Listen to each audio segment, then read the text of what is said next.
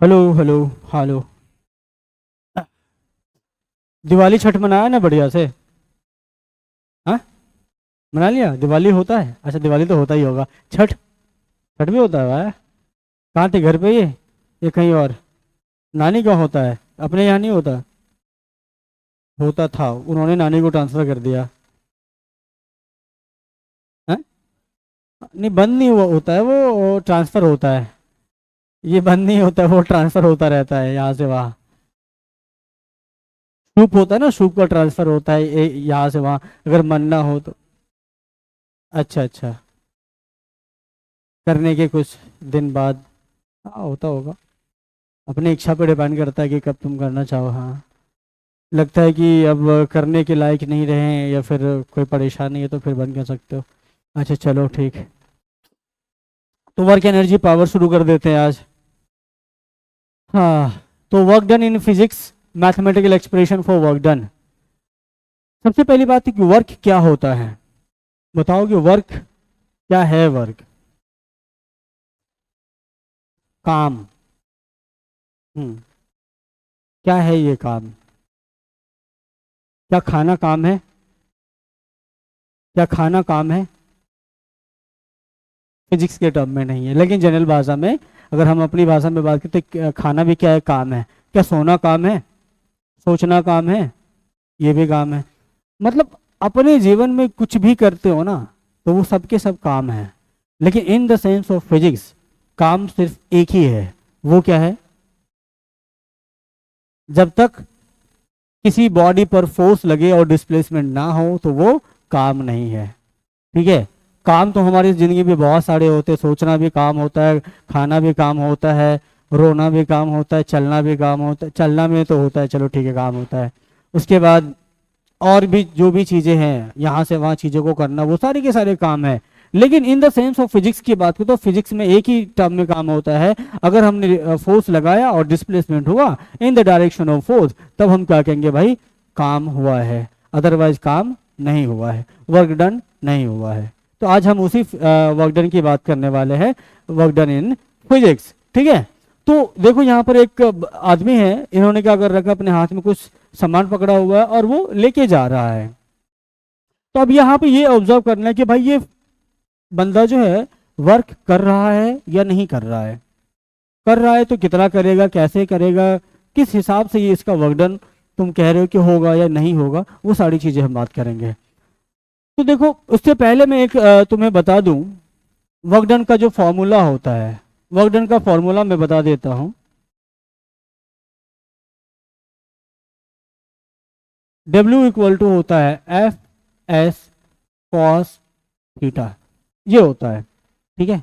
और थीटा क्या होता है? Angle between force and displacement. ठीक है, फोर्स एंड डिस्प्लेसमेंट ये होता है। तो थीटा यहाँ पर मैं बता देता हूँ, इसको मैं लिखाऊंगा बाद में दोबारा से। अभी इसको समझने के लिए इसको मैं लिख रहा हूँ। Theta is angle between force and displacement. ठीक है। तो अब, और कॉस जीरो का वैल्यू मैं बता देता हूं। कॉस जीरो का वैल्यू किसी को याद है क्या? कॉस 0 डिग्री, इसका वैल्यू किसी को पता है? कॉस 0 डिग्री होता है 1, और कॉस कॉस 90 डिग्री ये होता है 0। ठीक है, ये चीज। अब मैं इस पे आता हूं।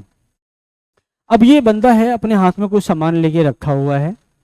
अब इसका पूरा सिचुएशन सोचो कि क्या क्या चीजें इसके साथ हो रहा है। सामान इसने इस पे ले रखा है।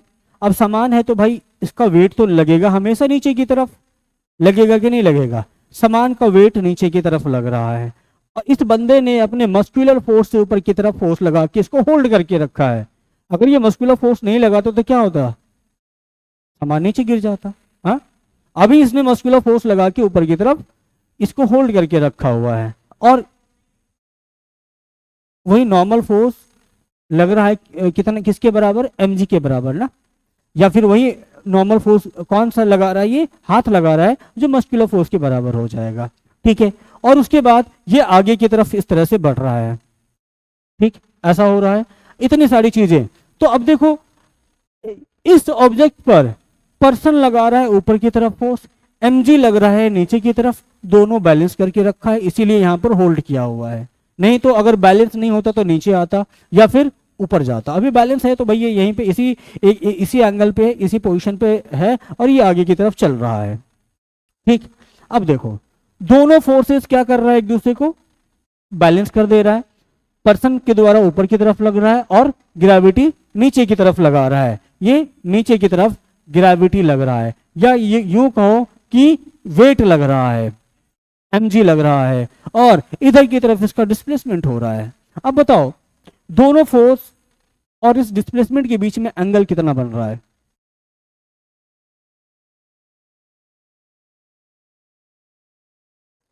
अगर इसका फ्री बॉडी डायग्राम बनाऊं, एफबीडी बनाऊं उस ऑब्जेक्ट का, ऑब्जेक्ट का मास m होगा और ये नीचे की तरफ mg लगाएगा, नीचे से हाथ नॉर्मल लगा रहा होगा। हाँ, नीचे से हाथ क्या कर रहा है भाई, इस पर नॉर्मल लगा रहा है ऊपर की तरफ। ये दोनों अभी बैलेंस कर रहा है इसको। हाँ, और इसका जो मूवमेंट हो रहा है इधर की तरफ हो रहा है, ऐसा हो रहा है। हाँ, अब मुझे बताओ डिस्प्लेसमेंट इधर की तरफ हो रहा है, हाँ इधर की तरफ हो रहा है, फोर्स इधर लग रहा है, दोनों के बीच में एंगल कितना हुआ? 90 डिग्री। अब ये नॉर्मल ऊपर की तरफ इस तरह से लगा हुआ है, ठीक है, नॉर्मल ऊपर की तरफ है और ये डिस्प्लेसमेंट वाला वेक्टर है। अब दोनों के बीच में कितना एंगल है? 90। ठीक है, अब बताओ वर्क डन का मैंने फॉर्मूला बताया है F into S cos theta. मान लो फोर्स कुछ भी है, फोर्स कुछ भी है, डिस्प्लेसमेंट कुछ भी मीटर सेंटीमीटर होगा, कोई दिक्कत नहीं है, लेकिन कॉस 90 लिखोगे। दोनों के बीच में एंगल कितना है? Cos 90 degree. अब बताओ कॉस 90 का वैल्यू कितना भाई? 0। कितना हो गया वर्क डन? 0। मतलब ये हुआ कि अगर हम इस तरह से कोई ऑब्जेक्ट उठा के लेके जाते हैं ना, तो हमने वर्क कितना किया? 0। चाहे हमारे द्वारा वर्क डन पूछा जाए या ग्रेविटी के द्वारा वर्क डन पूछा जाए, कितना हो जाएगा?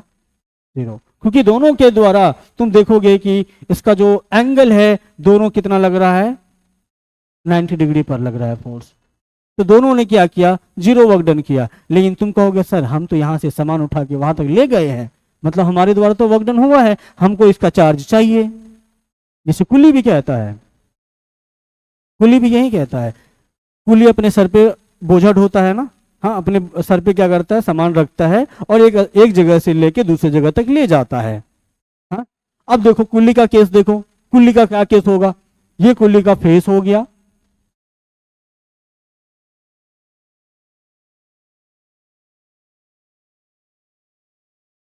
ये तो लड़की बना दी मैंने है? चलो कोई नहीं, लड़कियां भी तो सामान ढो सकती है। हाँ, अब इस पर हमने क्या किया? बोझा डाल दिया। हाँ, बोझा डाला। अब इसके बाद क्या होगा? अब देखो इसका जो mg है, इस ऑब्जेक्ट का जो वेट है किधर की तरफ लगेगा? डाउनवर्ड डायरेक्शन में mg लगेगा। और इसका जो सर है, सर क्या करेगा? ऊपर की तरफ नॉर्मल लगाएगा। दोनों बैलेंस करके रखा है। अब ये या तो आगे जा रही होगी या इधर जा रही होगी। चलो मैं मानता हूं कि भाई आगे जा रही है, या नहीं तो इधर ही जा रही है। ठीक है, इधर जा रही है, तो डिस्प्लेसमेंट इसका इधर की तरफ हुआ। अब बताओ नॉर्मल फोर्स के साथ इसका एंगल कितना है? 90। और ग्रेविटी के साथ भी इसका एंगल कितना है बताओ? 90 डिग्री। क्या उस कुली ने कुछ काम किया? नहीं किया, फिर भी तुम उसको पैसे दे के आ जाते हो। हा? लगता है, दिखता है कि उसने काम किया है, बहुत बोझा ढोया है, लेकिन फिजिक्स कहता है भाई उसने कुछ भी काम नहीं किया है। ठीक है, कुछ कुछ चीजें यहां पर दिखता है जो फिजिक्स कहता है भाई तुमने नहीं किया है, और हम कहते हैं भाई किया है हमने। और एक चीज देखो, तुम इस दीवार को धक्का देना शुरू करो, ठीक है, तुम इस दीवार को धक्का देते देते बूढ़े हो जाओगे क्या? ये दीवार हटेगा यहां से? हाँ, तुम कहोगे, या तुमको देखने वाला कहेगा तुमने कितना वर्क किया है, धक्का दे दे के तुम पसीने पसीने हो गए हो, तुम सूख गए हो, खा पी नहीं रहे हो, लेकिन तुमसे दीवार हटानी, तुमने काम तो किया है। लेकिन फिजिक्स कहता है भाई तुमने काम नहीं किया। क्यों? डिस्प्लेसमेंट ही नहीं हुआ, वहां डिस्प्लेसमेंट ही नहीं हुआ, तुमने काम ही नहीं किया वहां पर। वही अगर एक बुलडोजर आएगा, उसको उठा के ले जाएगा, तोड़ लेगा वो तो काम किया, फोर्स लगाया, डिस्प्लेसमेंट हुआ, धक्का दिया, डिस्प्लेसमेंट हो गया, काम हुआ उसके द्वारा, लेकिन तुमने काम नहीं किया इसको। इस पे एक बड़ा सा पत्थर है, तुम धक्का दे रहे हो, अकेले धक्का दे रहे हो, तुमसे हिल नहीं रहा, पसीना पसीना हो गए, थक गए तुम, तुम्हारी एनर्जी तो लॉस हो गई, लेकिन तुमने काम नहीं किया। क्या काम फिजिक्स की भाषा में नहीं किया। वही 4-5 आदमी आए, फिर धक्का लगाए, फिर जाके क्या हुआ, थोड़ा बहुत डिस्प्लेसमेंट हुआ, तब वहां पर वर्क हुआ है, वहां पर हुआ, लेकिन तुमने अकेले कोई वर्क नहीं किया। भले तुम पसीना पसीना हो गए, तुम्हारी एनर्जी पूरी डाउन हो गई है, लेकिन तुमने वर्क नहीं किया। तो फिजिक्स की ये सारी कुछ चीजें हैं जहां पर सीधा सवाल पूछा जाता है कि एक पोर्टर जो है अपने सर पे बोझा ढोके एक स्ट्रेट रोड पर 5 मीटर या 10 मीटर ट्रेवल करता है, उसने कितना वर्क किया। वहां पर ऑप्शन होगा, उसका उसके सर पे वेट जो होगा, मान लो 50 kg वेट दे देगा, बोलेगा कि 10 मीटर एक स्ट्रेट रोड पर सामान ढोया, उसने कितना वर्क किया। वहां पर ऑप्शन होगा, तुम्हारे पास होगा 500 जूल, 10 जूल, 0 जूल और 100 जूल, 0 लगाओगे। ठीक है, तो ये सब फंसाने के लिए सवाल पूछा जाता है। ठीक है जी, इतनी बात आ गई समझ में। तो अब FBD फ्री बॉडी डायग्राम का मतलब है कि जिसको तुम स्टडी कर रहे हो ना, जैसे देखो ना अभी ये बॉडी था, हम इसी बॉडी के द्वारा तो देख रहे थे कि वर्क डन होगा कि नहीं होगा, इसी पे तो फोर्स लग रहा है ना, सारा का सारा फोर्स क्या है, इसी पे लग रहा है। तो हम इसी को सिर्फ इसी की स्टडी करेंगे और इसी का फोटो बनाएंगे और इसी का फोटो बना के देखेंगे कि इस पर कौन कौन सा फोर्स किस किस डायरेक्शन में लग रहा है, इसका मोशन किधर हो रहा है। फ्री बॉडी डायग्राम, एक बॉडी बनाओ, जैसे देखो ना, अगर मैंने मान लो एक बॉडी लिया, या नहीं तो देखो ना एक इस टाइप का कुछ सिचुएशन है, इस टाइप का कोई सिचुएशन है, मान लो एक बॉडी ये है इस पे, और इस पे एक छोटा बॉडी और रखा हुआ है, इस पे एक और छोटा बॉडी इस तरह से रखा हुआ है। ठीक है, इस तरह से रखा हुआ है, सबका मास अलग अलग रहता है। मान लो ये M1 है, ये M2 है, ये M3 है। ठीक है, अब फ्री बॉडी डायग्राम देखो, हम सबका यहां पर देखो, सबने सबका मास है, तो सबने क्या कर रखा होगा, एक दूसरे पर वेट लगा रहा होगा अपना। सबने जब वेट लगा रहा होगा तो क्या ये नॉर्मल फोर्स नहीं लगा रहा होगा ऊपर, बैलेंस क्यों है, क्योंकि नॉर्मल फोर्स ऊपर की तरफ लग रहा है, तभी तो इक्विलिब्रियम में है, नहीं तो नहीं होता।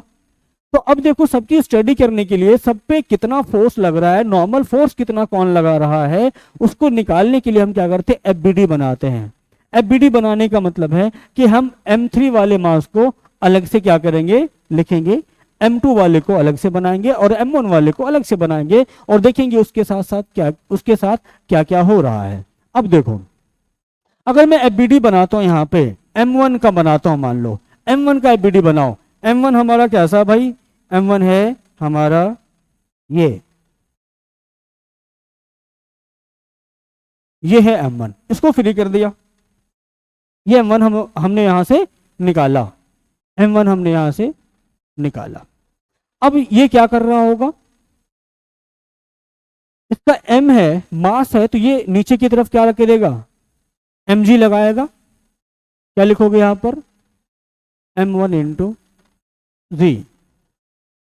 क्या ये M2 इस पर नॉर्मल फोर्स लगा रहा है, हाँ, तभी तो ये इक्विलिब्रियम में है ना, वहां पर रेस्ट में है, इसके इस ऑब्जेक्ट के ऊपर अपना टिका हुआ है, नहीं तो नहीं टिकता। तो इसने क्या कर रखा है, M2 ने इसके ऊपर N1 नॉर्मल फोर्स लगाया हुआ है, तब जाके ये क्या है, बैलेंस में है। ठीक, अब हम बनाते हैं M2 का।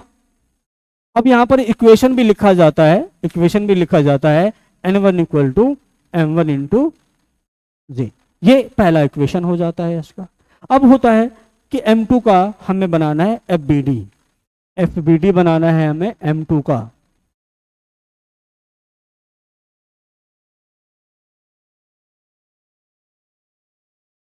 M2 M2 हमारा ये है,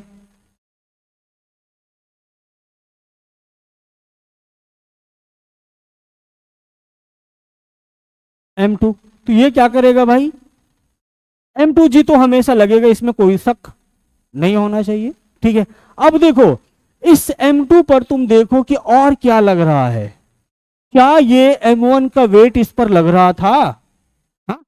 क्या ये M1G इस पर लग रहा था ना, तो क्या करोगे, ये डाउनवर्ड डायरेक्शन में है ना, तो इसको और क्या दिखाओगे, और क्या दिखाओगे इस पे, इसके डायरेक्शन में इधर की तरफ M1G भी लग रहा था। ठीक, अब ये M2 बैठा है M3 पे, तो क्या M3 इस पर नॉर्मल लगा रहा होगा, हाँ M3 लगा रहा होगा इस पे नॉर्मल, वो भी अपवार्ड डायरेक्शन में, तो इसको क्या लिखोगे, N2 लिखोगे। अब इसको बैलेंस करना है, अब देखो बैलेंस करने के लिए या फिर इक्वेशन बनाने के लिए क्या होता है, जो एक साइड फोर्स लग रहा हो तो उसको जोड़ दो, बराबर कर दो एक साइड वाले से। जैसे N2 अकेला ऊपर की तरफ है तो N2 इक्वल टू क्या हो जाएगा, N2 इक्वल टू हो जाएगा M1G डाउनवर्ड डायरेक्शन में और M2G भी डाउनवर्ड।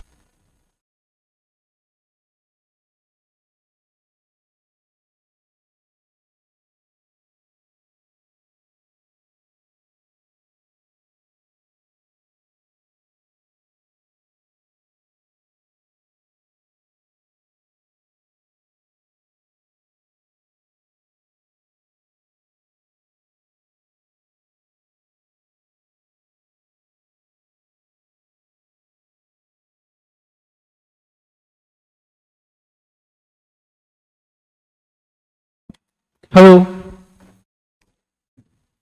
हाँ, तो बताओ यहां पर क्या हो जाएगा, N2 equal to M1G, M1G plus M2G। ठीक, अब अगर M3 का बनाना होगा तो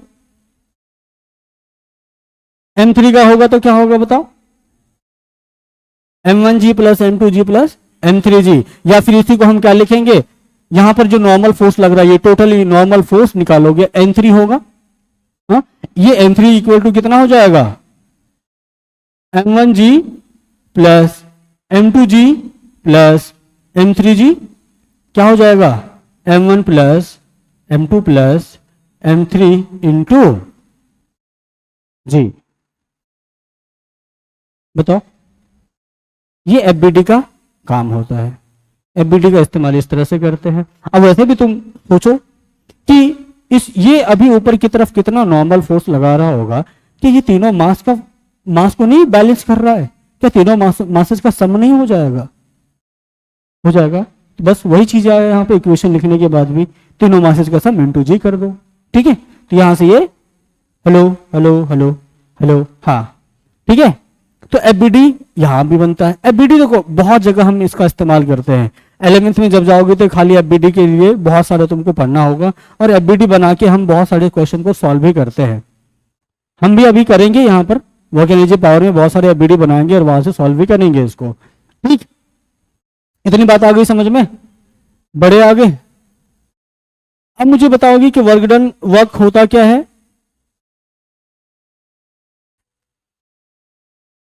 तो वर्क क्या होता है, work it is defined as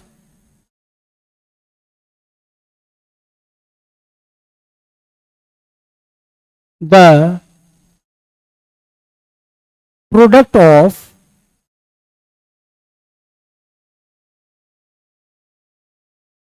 component of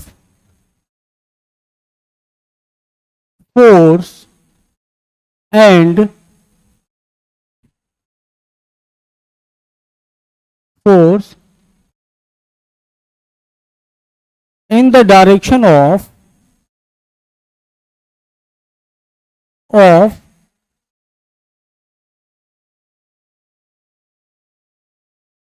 displacement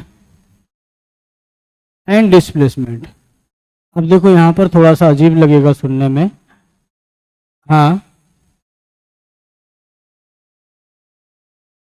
क्या क्या बोल रहा हूं, क्या दिक्कत होगी फिर, क्यों नींद में थे क्या तुम, सुनो। देखो यहां पर मैंने डेफिनेशन लिखा, थोड़ा तुमको अजीब लगेगा सुनने में, कैसा, it is defined as the product of component of force, product of component of force in the direction of displacement. Displacement के डायरेक्शन में फोर्स का कंपोनेंट लेना होता है, एंड डिस्प्लेसमेंट, डिस्प्लेसमेंट और component of force in the direction of displacement क्या होता है, हमें लेना होता है फोर्स का। अभी मैं बताता हूं कैसे, देखो अभी बता देता हूं, इसको पूरी तरह से क्लियर करता हूं। ये मान लो कोई ऑब्जेक्ट है, ऑब्जेक्ट पहले यहां पे था, ऑब्जेक्ट पहले यहां पे था इस तरह से,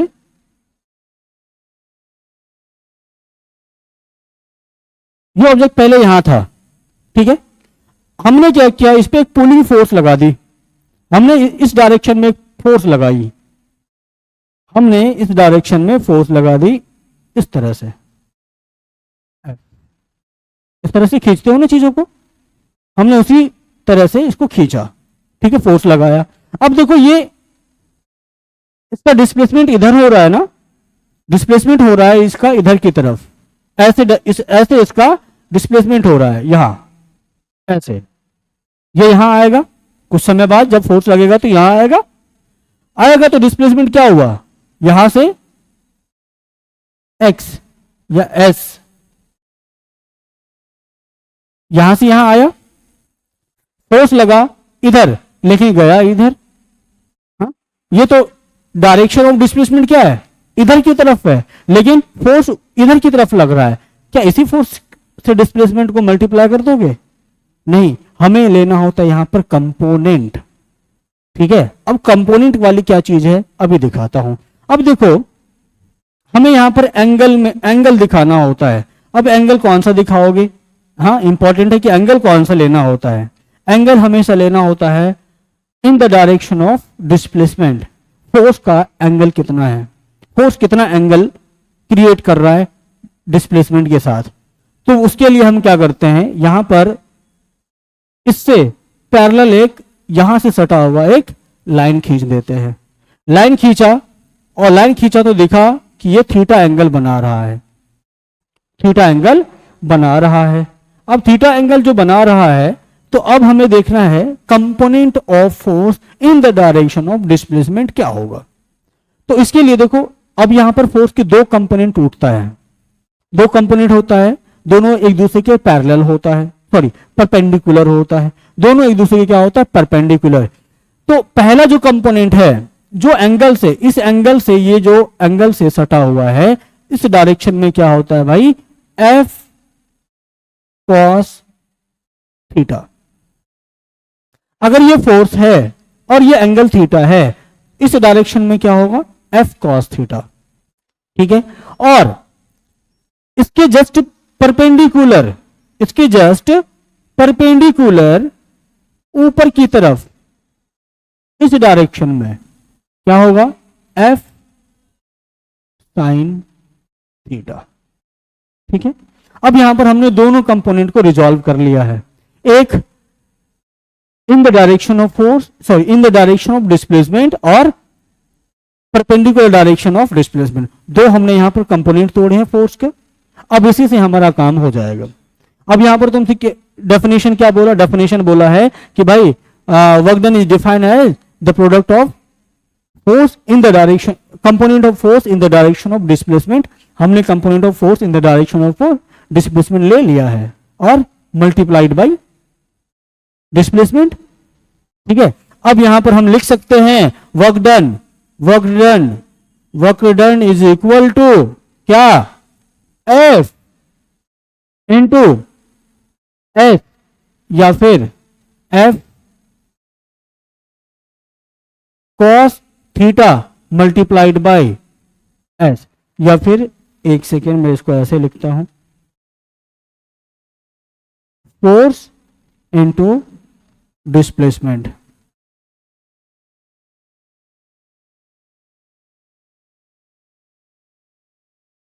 ठीक है। इसको फिर क्या लिखोगे, F cos theta multiplied by क्या, डिस्प्लेसमेंट कितना लिया है, एस लिया है, इसी को फिर क्या लिख दोगे, एफ एस कॉस थीटा। तो यहां से आ जाता है वर्क डन का फॉर्मूला।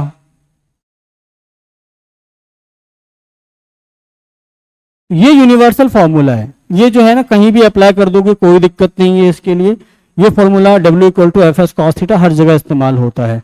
लेकिन जो तुमने पढ़ा है work done equal to F into S, force into displacement, ये सिर्फ एक ही केस में होता है जब हमेशा force in the direction of displacement होता है, और ये हर एंगल के फोर्स के लिए वर्क एप्लीकेबल है। चाहे तुम 0 डिग्री एंगल पे लो, 90 डिग्री पे लो, 30 डिग्री एंगल पे लो या 45 पे लो, किसी भी एंगल पे तुम क्या कर सकते हो, निकाल सकते हो। ठीक है, लिखोगे क्या?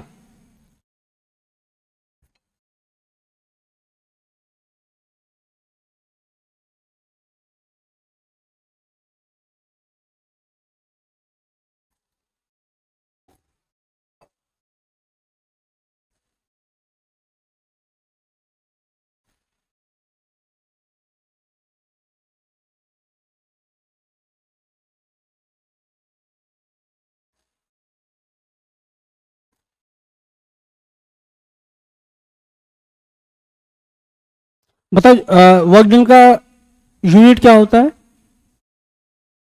जूल, जूल होता है, ऐसा यूनिट जूल होता है। और सीजीएस में,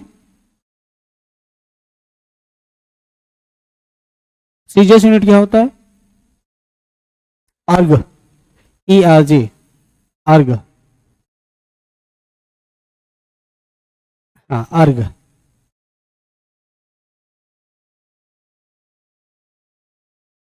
अभी दिखाता हूँ कैसे आता है वो, पहले इसको लिख लो।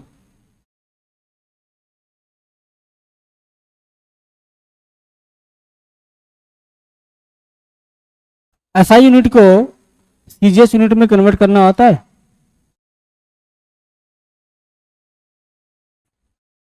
फोर्स का आता है, तो सबका आना चाहिए। एक ही तो तुम्हारा उसमें मेन मकसद होता है ना कि किलोग्राम, मीटर और सेकंड को हमें किस में चेंज करना होता है? ग्राम, सेंटीमीटर और सेकंड में। सेकंड तो तुम्हारा दोनों में सेम ही होता है, कोई दिक्कत नहीं। ग्राम और सेंटीमीटर में चेंज करना होता है ना, तो इसका तुम निकाल सकते हो, सीजीएस यूनिट में कन्वर्ट कर सकते हो एसआई यूनिट को। करके देखो एक बार, अगर आ जाए तो, नहीं तो मैं बताता हूँ।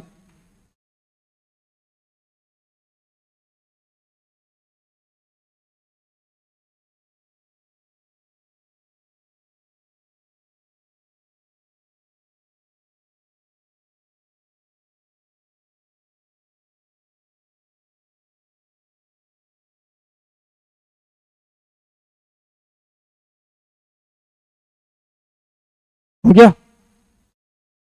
अच्छा एक बार बताओ, तुम लिफ्ट में जा रहे हो, लिफ्ट में इस तरह से खड़े हो, लिफ्ट जा रहा है ऊपर, लिफ्ट जा रहा है ऊपर, ठीक है? क्या तुमने वर्क किया? नहीं किया। लिफ्ट ने वर्क किया? लिफ्ट ने किया कैसे? उसका डिस्प्लेसमेंट हुआ, तुम्हारा हुआ? नहीं हुआ है? तुम्हारा हुआ, तो तुमने भी वर्क किया है, मतलब वर्क हुआ। सही में तुम यहां खड़े हो, ठीक है, तुम यहां खड़े हो, क्या पॉइंट ऑफ कांटेक्ट तुम्हारा मूव किया? हाँ, तुम्हारा पॉइंट ऑफ कांटेक्ट मूव किया? नहीं किया। तुम्हें लिफ्ट ऊपर की तरफ ले जा रहा है, हम नीचे की तरफ फोर्स लगा रहे हैं, नॉर्मल फोर्स, ठीक है? जहां लगा रहे थे वहीं अभी भी लगा रहे हैं। लिफ्ट हमें ऊपर की तरफ ले गया, हमारा पॉइंट ऑफ कांटेक्ट मूव नहीं किया, तो हमने डिस्प्लेसमेंट किया है क्या? हमने तो नहीं किया, लिफ्ट किया है। लिफ्ट ऊपर की तरफ खींच रहा है ना हमें, हमने कोई वर्क नहीं किया वहां पर, लिफ्ट ने किया, ठीक है? हमने कोई वर्क नहीं किया वहां पे।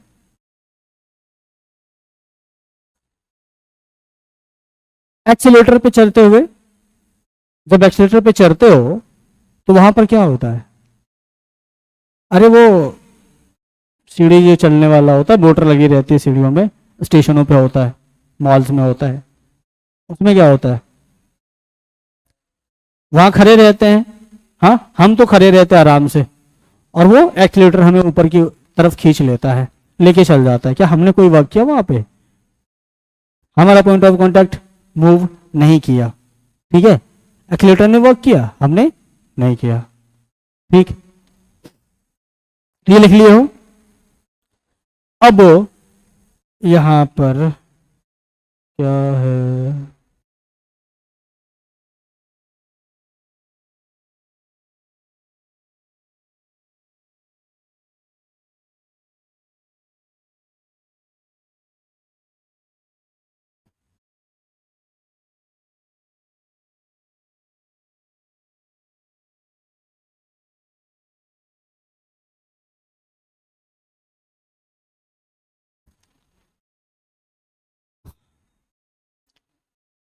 यूनिट ऑफ वर्क क्या होता है? पहला एसआई यूनिट क्या होता है? जूल, जूल कहते हैं। हाँ, एसआई यूनिट जूल होता है। और जूल किसके इक्वल होगा बता सकते हो? अरे एनर्जी तो है, क्या होगा? फोर्स इंटू डिस्प्लेसमेंट किए हो ना डायरेक्ट। हाँ, तो फोर्स का यूनिट बताओ क्या होगा? न्यूटन, न्यूटन, उसके बाद क्या? Newton metre. ये अब न्यूटन का मुझे बताओ, अगर तुम इसका डायमेंशन देखते हो, डायमेंशन क्या होता है न्यूटन का? केजी मीटर पर सेकेंड स्क्वायर, केजी मीटर पर second square into metre, multiply कर दो, आएगा कितना? आया ये केजी मीटर स्क्वायर पर सेकेंड स्क्वायर। तो एक जूल इक्वल टू क्या होता है? 1 केजी मीटर स्क्वायर पर सेकेंड स्क्वायर। ठीक है, ये होता है, ये एसआई यूनिट होता है इसका जूल। इसको इस तरह से तुम कह सकते हो। ठीक, अब यहीं से हमें निकालना होता है ना, इसी एसआई यूनिट को हमें कन्वर्ट करना होता है सीजीएस यूनिट में। अब सीजीएस यूनिट में कन्वर्ट करने के लिए हमें क्या करना होता है? केजी को ग्राम में कन्वर्ट करना होगा, मीटर को सेंटीमीटर में कन्वर्ट करना होगा, सेकंड को छोड़ देना होता, कुछ नहीं करना होता है। तो क्या अब तुम यहां से सीजीएस यूनिट में कन्वर्ट कर पाओगे? एक बार करके देखो, बताओ 1 मीटर में कितना सेंटीमीटर होता है? 100, सही है। 1 केजी में कितना ग्राम होता है?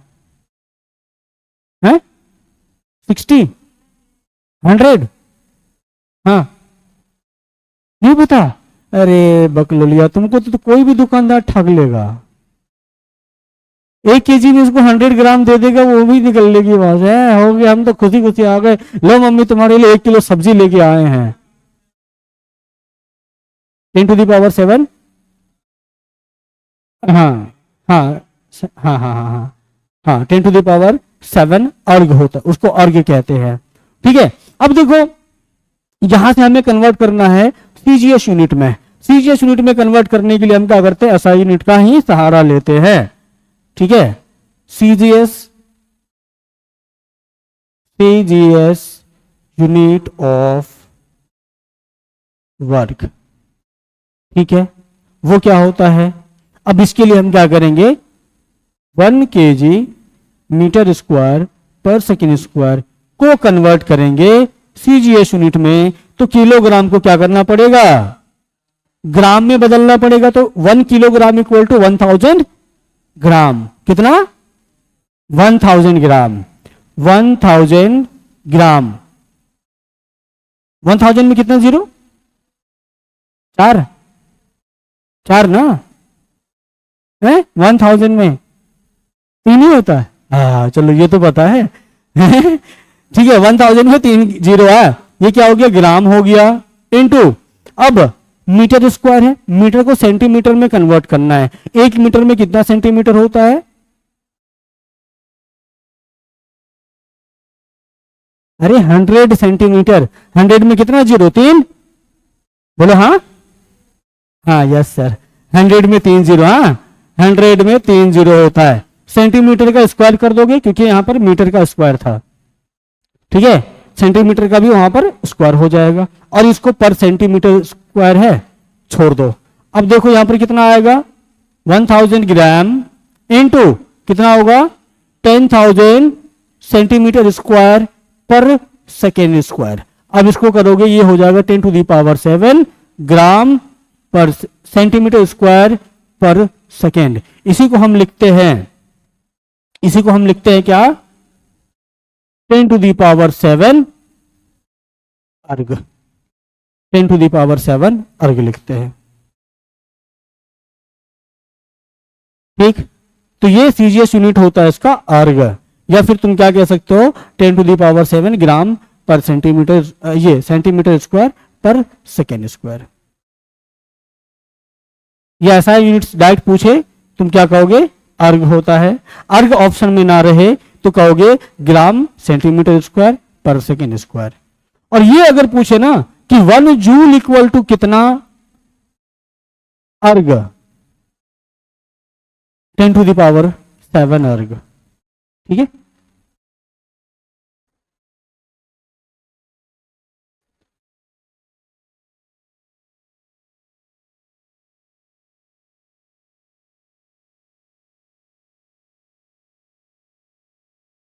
चला लो।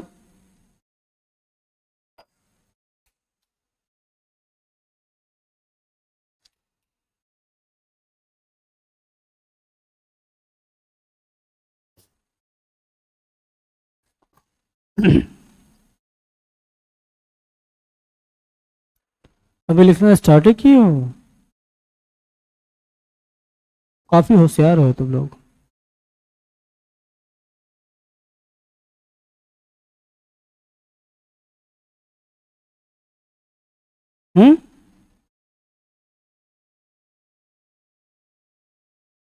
सीजीएस यूनिट ऑफ वर्क है,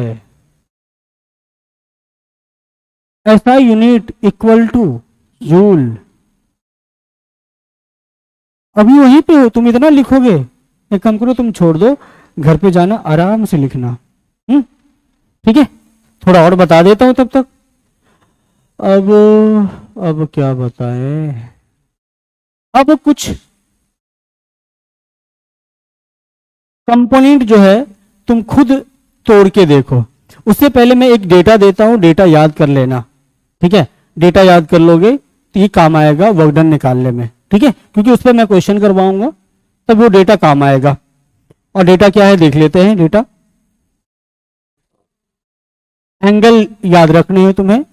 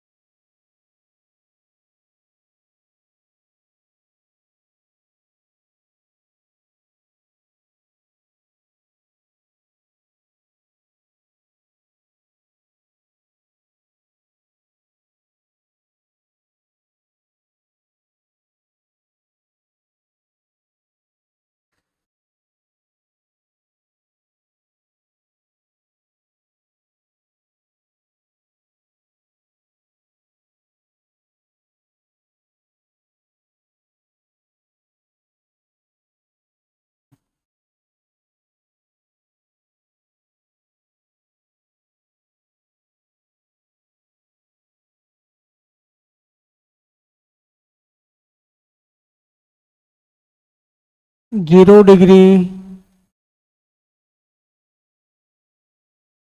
30 डिग्री, 45, 60, ज्यादा हो गया तो गड़बड़ हो गया। अच्छा, नहीं होगा।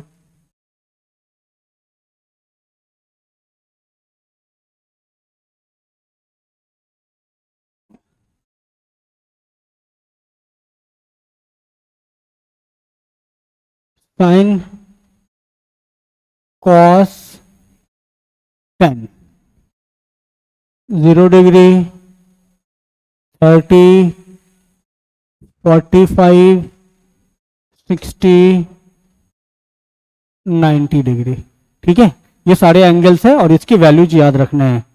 ठीक है, तो अब साइन 0 है, साइन 0 का वैल्यू कितना होता है, किसी को याद है? साइन 0 0 होता है, साइन 0 0, साइन 0 डिग्री का वैल्यू होता है 0, 30 का होता है 1/2 और 45 का होता है 1/√2 और 60 का वैल्यू होता है √3/2 और 90 का वैल्यू होता है 1। वहीं कॉस जो होता है, कॉस साइन का उल्टा होता है। ठीक है, अब कॉस का होता है उल्टा, कैसे? ये वाला वैल्यू यहां उठ के आ जाता है, कॉस 0 1 हो जाता है, उसके बाद ये √3/, एक सेकेंड कलर चेंज कर लूं,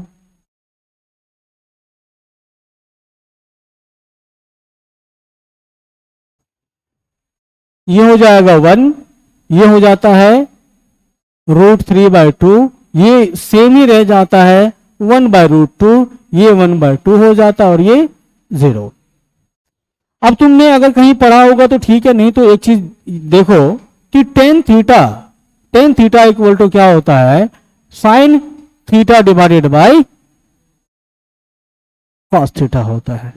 ठीक है, अगर मैं यहां से कहूं कि tan 0 डिग्री इक्वल टू क्या होगा, तो यहां पे क्या कहोगे? Sine 0 degree divided by cos 0 degree. अब बताओ साइन 0 डिग्री का वैल्यू कितना है? साइन 0 डिग्री का वैल्यू कितना अभी बताया, कितना है? 0, 0 डिवाइडेड बाय कितना? कॉस 0, कॉस 0 का वैल्यू कितना है? 1 है। 0 डिवाइडेड बाय 1 कितना होता है? किसी भी नंबर को 0 से 0 में डिवाइड कर दो, क्या होगा? 0 आएगा, ये आएगा 0। वहीं अगर मैं कहूं tan 30 डिग्री निकालो, tan 30 तो क्या करोगे? तो sine 30 degree divided by cos 30 degree. अब बताओ साइन 30 का वैल्यू कितना है? 1/2 divided by √3/2 equal to 1/2 into 2/√3, ये उड़ गया 1/√3। अगर 10 का वैल्यू नहीं भी याद रहे तो यहां से तुम आराम से निकाल सकते हो। तो बताओ, और अगर 10 90 निकालते हो तो क्या होगा? Sine 90 divided by cos 90। अब बताओ साइन 90 का वैल्यू कितना है? 1 है, 1 डिवाइडेड बाय 0 बताओ क्या होता है? इन्फिनाइट होता है। ठीक है, ये होता है भाई इन्फिनाइट। ठीक, तो यही चीज यहां पर अब लिखना है। तो इसको जब करोगे तो तुमको मिलेगा साइन tan 0 का वैल्यू मिलेगा कितना? tan 0 equal to 0। 30 का वैल्यू कितना आया भाई? 1/√3। उसके बाद 45 का वैल्यू होता है 1। उसके बाद 60 की बात करो तो 60 होता है भाई √3 और ये होता है इनफाइनाइट। हाँ, इतना आया। अब तुमको याद कौन सा रखना है अभी? अगर तुम 9th में हो तो, 9th में हो तो याद रखोगे तुम कौन सा? कॉस का वैल्यू। ठीक है, 10th में जाओगे, 10th में तुम्हें साइन और कॉस ये भी याद रखने होंगे, tan का भी याद रखना होगा, कॉट का भी याद रखना होगा, कॉसेक का भी और सेक का भी याद रखना है, क्योंकि ये तुम्हारे मैथ में आएगा।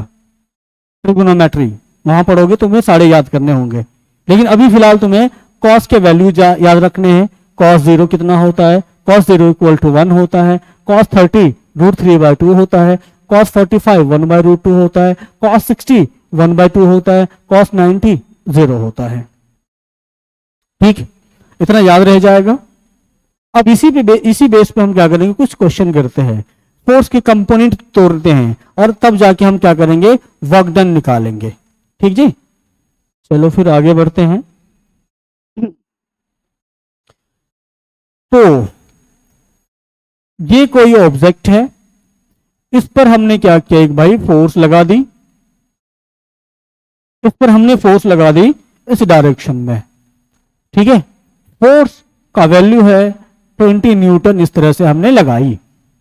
ठीक, अब ये एंगल कितना बन रहा है? एंगल बन रहा है ये 30 डिग्री। 30 डिग्री पर हमने एंगल ये फोर्स लगाया है। तो हमें निकालना है हॉरिजॉन्टल कंपोनेंट कितना है। फोर्स का जो हॉरिजॉन्टल कंपोनेंट का मतलब है कि इस डायरेक्शन में फोर्स कितना है। हॉरिजॉन्टल का मतलब क्या होता है? हॉरिजॉन्टल लाइन से जो फोर्स का कंपोनेंट है वो कंपोनेंट। या फिर ये भी कह सकते हो कि इधर क्या है? एक्स डायरेक्शन कहते हो ना तुम कोऑर्डिनेट ज्योमेट्री में, अपने से राइट साइड में एक्स डायरेक्शन, और ऊपर की तरफ क्या कहते हो? Y direction. हम ये भी कह सकते हैं इधर क्या है? F X. ठीक है, हॉरिजॉन्टल कंपोनेंट को एफ एक्स कह सकते हो, और ऊपर की तरफ जो लगता है इसको हम क्या कह सकते हैं? एफ वाई कह सकते हैं। ठीक है, तो ये दोनों कंपोनेंट निकाल के देना है। ठीक है, तो देखो मैं यहां पर पहले बता देता हूं, उसके बाद तुम खुद बनाना। तो यहां पे बताओ एफ एक्स कितना होगा? F cos 30 degree. नहीं आ रहा है? ये उसको कह रही क्या बता रहे हैं सर, नहीं आ रहा है समझ में? ध्यान है? नहीं ध्यान नहीं है इसका। सच में तुम्हारा ध्यान नहीं है, क्योंकि जब मैंने पहली बार पूछा ध्यान है, तुमने कहा ऐसे, मतलब पहले से तुम्हारा ध्यान नहीं था, तो कहां से समझ में आएगा? एक बात बताओ, कभी सामान खींच के ले गई हो कहीं पे? है? नहीं? वाह, तुम कहीं नहीं गई क्या? कुछ भी नहीं खींची हो अभी तक? अपने घर में अपने भाई को खींची हो, उसे घसीटी हो? घसीटी हो ना, बस हो गया फिर। है?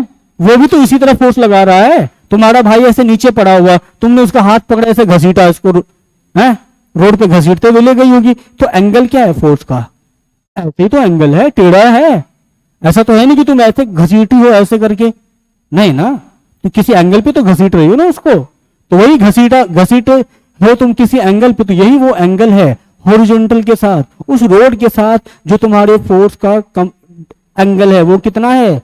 30 डिग्री है। ठीक है जी, ये 30 डिग्री है। तो इस डायरेक्शन में, एक्स डायरेक्शन में जो फोर्स का कंपोनेंट होता है उसको या तो हम हॉरिजॉन्टल कंपोनेंट ऑफ फोर्स कहते हैं, या फिर एक्स कंपोनेंट ऑफ फोर्स कहते हैं।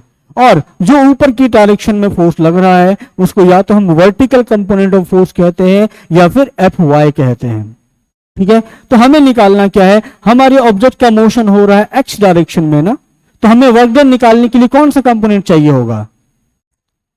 हॉरिजॉन्टल कंपोनेंट चाहिए होगा, या फिर एफ एक्स कंपोनेंट चाहिए होगा? वाई से तो हमें कोई लेना देना नहीं है, क्योंकि इधर इसका मोशन ही नहीं हो रहा है। आगे बात समझ में? तो हम क्या करेंगे? एफ एक्स ही निकालेंगे यहां पर, क्योंकि मोशन इसका एक्स डायरेक्शन में हो रहा है। तो अब मुझे बताओ एफ एक्स हमें निकालना है, और एफ वाई हम यहां पर दोनों निकालेंगे, दोनों का देखेंगे वैल्यू कितना आता है। क्या 20 से कम आता है, क्या 20 से ज्यादा आता है? चलो देखते हैं। तो एफ कॉस 30 एफ एक्स है, हॉरिजॉन्टल कंपोनेंट ऑफ फोर्स है। अब बताओ एफ की वैल्यू कितनी है? 20 Newton. 20 Newton multiplied by cos 30 का वैल्यू अभी बताया कितना होता है? √3/2। √3/2 ये उड़ गया 10। कितना हो गया ये? 10√3 न्यूटन। तो एक्स डायरेक्शन में कितना फोर्स लग रहा है? 10√3। अब देखो y निकालते हैं, एफ वाई निकालते हैं। एफ साइन 30 लिखोगे, हाँ, F Y equal to F sine 30 degree. अब बताओ 20 इंटू 1/2 कर दोगे क्या? इक्वल टू कितना? 10 न्यूटन। 10 न्यूटन हो गया। अब दोनों कंपोनेंट आ गए, एक्स के कंपोनेंट भी आ गए और वाई के कंपोनेंट भी आ गए। अब अगर हमें यहां पर वर्क डन निकालना होता, डिस्प्लेसमेंट दिया रहता, ठीक है, एक्स डायरेक्शन में दिया रहता है, तो हमें कौन सा कंपोनेंट इस्तेमाल करना था? X component, F x component, horizontal component of force इस्तेमाल करेंगे। अगर मान लो इसी में इसका मोशन हो रहा होता ऊपर की तरफ, तब क्या करते हैं? तब क्या करेंगे? तब हम एफ वाई कंपोनेंट इस्तेमाल करेंगे, एक्स को छोड़ देंगे, एफ वाई करेंगे। अगर दोनों डायरेक्शन में हो रहा होता तो तब कोई जरूरत नहीं है, 20 इंटू एक्स कर देते हैं, जितना डिस्प्लेसमेंट हुआ वो लिख लेते हैं, फिर डिस्प्लेसमेंट हमें निकालना पड़ता है वहां पे। ठीक है, तो इतना आया। इसको लिख लो, फिर एक क्वेश्चन देता हूं उसको करके आना, होमवर्क में दूंगा, ठीक है। इसको पहले लिख लो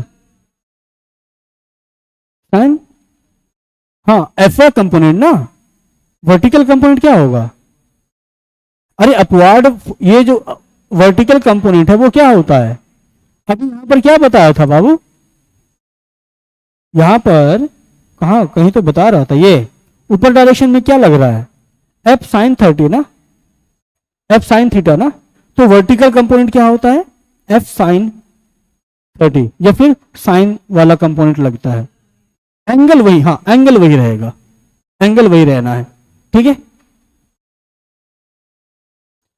इसको लिखोगे क्या, लिखोगे तो लिख लो, नहीं तो फिर मैं बढ़ता हूं, सवाल देता हूं।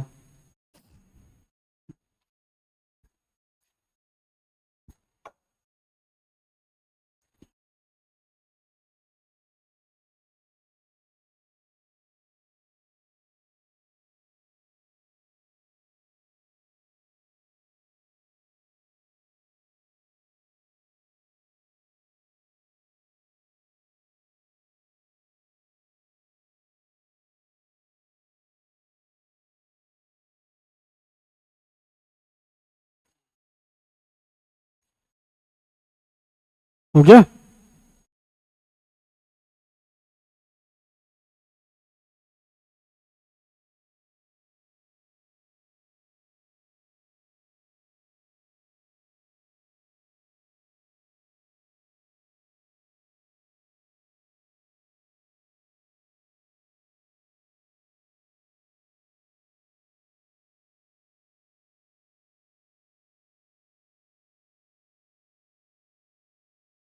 हो गया क्या, कुछ एच डब्ल्यू दे देता हूं, या उससे पहले एक दो सवाल कर दूं, हैं, हाँ क्योंकि डायरेक्ट एच डब्ल्यू तुमसे होगा नहीं, चलो टाइम है हमारे पास 4 मिनट। ये ऑब्जेक्ट है,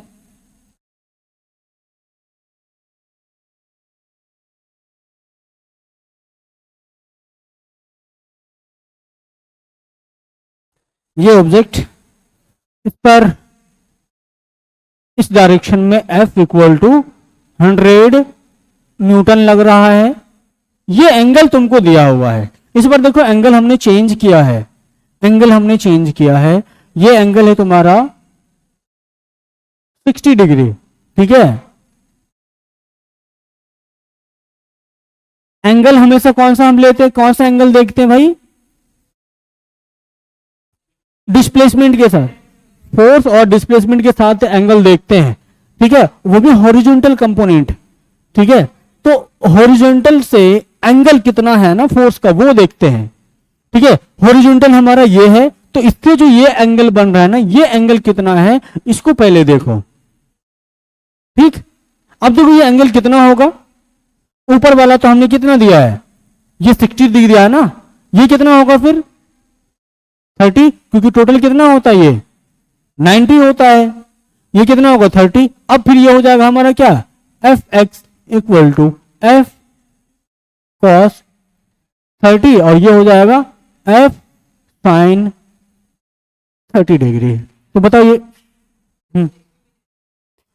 कॉस 60, हाँ ऊपर वाला, ऊपर वाला उसी एंगल के साथ वो तुम ले सकते हो, लेकिन वो अभी तुम्हें नहीं बताऊंगा ज्यादा, क्योंकि एक ही बता रहा हूं, तुम्हारा भी उतना दिमाग डेवलप नहीं हुआ है, उतना करना भी धीरे धीरे करेंगे उसको। स्टार्टिंग में पहले एक ही डायरेक्शन वाला हम सारा देखेंगे, उसके बाद जैसे जैसे तुम बनाने लग जाओगे तो सारे तरीके से तोड़ना सिखा दूंगा, ठीक। अब बताओ यहां पर एफ एक्स अगर हमें निकालना होगा तो क्या होगा भाई, एफ कॉस 30 डिग्री, ये क्या हो जाएगा 100 इंटू √3/2, कितना हो गया ये 50√3 न्यूटन, और एफ वाई क्या हो जाएगा, F sine 30 degree equal to 100 newton into 1/2 equal to 50 newton. एक और तुम बना दो, होमवर्क नहीं देता हूं, अगले दिन आओगे तो वहीं से शुरू करेंगे हम, एक बना के दिखा दो, चलो।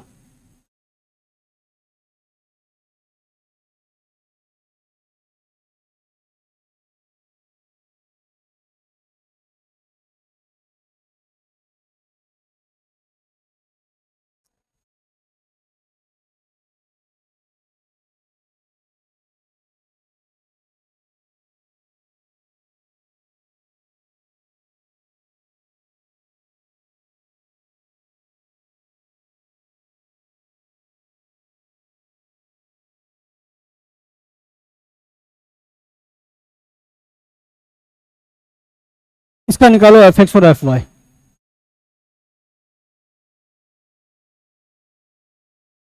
निकालो।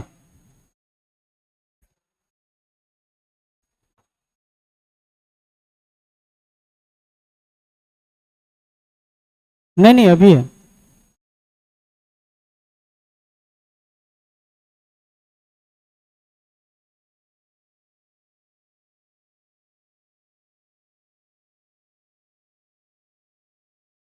एंगल कौन सा देखना होता है हमें? हॉरिजॉन्टल से फोर्स का जो एंगल होता है वो देखो, और वो कितना होगा वो देखो, कितना होगा वो?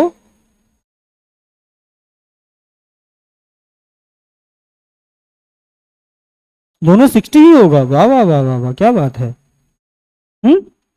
ये अगर, सॉरी 30, दोनों 30 दिया तुमने ना, ये अगर 30 है तो ये कितना होगा? ये भी 30 होगा। अरे दोनों के बीच में कितना एंगल होता है? 90 ना। अगर ये 30 तो कितना होगा? अभी तक ये देखो, वक्त ले लिया। अगर ये 30 है तो ये कितना होगा? 90। कैसे? नहीं, ये 60 होगा कि 90 होगा? ए भगवान।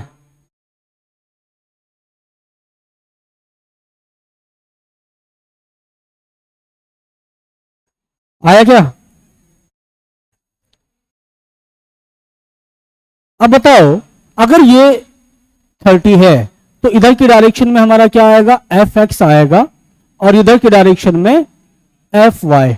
हमेशा अभी हमें यही एक ही चीज देखना है, एंगल हमें कौन सा लेना होगा। इस हॉरिजॉन्टल और फोर्स के साथ एंगल देखना है हमें। इस एंगल को भी, इस एंगल से कंपोनेंट नहीं तोड़ना, वो भी सिखाऊंगा। पहले हमें इस वाले से देख लेते हैं, ठीक? दोनों से आंसर सेम आएगा, लेकिन हमें देखना पहले इस वाले से। अगर ये क्या है, अगर तुम्हारा ये वाला 30 है तो ये कितना हो जाएगा? यहां से यहां 90 माइनस 30 इक्वल टू 60 डिग्री। ठीक है जी। अब हमें देखना है एफ एक्स कितना होगा। तो इधर क्या होगा? एफ कॉस थीटा कॉस 60, ये कितना होगा? एफ है 60 न्यूटन मल्टीप्लाइड बाई कॉस 60 का वैल्यू बताओ कितना होता है? याद नहीं हुआ अभी तक? है, देखो कहीं लिखा हुआ होगा। है कितना होता है? 1/2। कितना हो गया भाई? ये हो गया भाई 30 न्यूटन, ये 30 न्यूटन। उसके बाद एफ वाई की बात करो तो एफ वाई क्या हो जाएगा? F sine 60 degree is equal to क्या हो जाएगा? 60 न्यूटन मल्टीप्लाइड बाई √3/2। ये उड़ गया 30 टाइम्स, और ये हो गया 30√3 न्यूटन। ये हो गया कंपोनेंट इस सब का तोड़ना। यहां तो कोई किसी को दिक्कत है? जो भी दिक्कत है कल आओगे क्लास में वापस, कल फिर से यहीं से शुरू करेंगे और सवाल भी करेंगे इस पे बहुत सारे। क्या? हाँ, डिस्प्लेसमेंट जब ऊपर होगा ना तब जाके हम वही वाला कंपोनेंट से वर्क डन निकालेंगे। उसके बाद ये छोटा सा क्या था? फॉर्मूला याद करने का तरीका था। इसको तुम फॉर्मूला अपने से याद कर लेना, कोई दिक्कत नहीं है। ठीक है, चलो फिर कल मिलते हैं। रिवीजन कर लेना थोड़ा सा।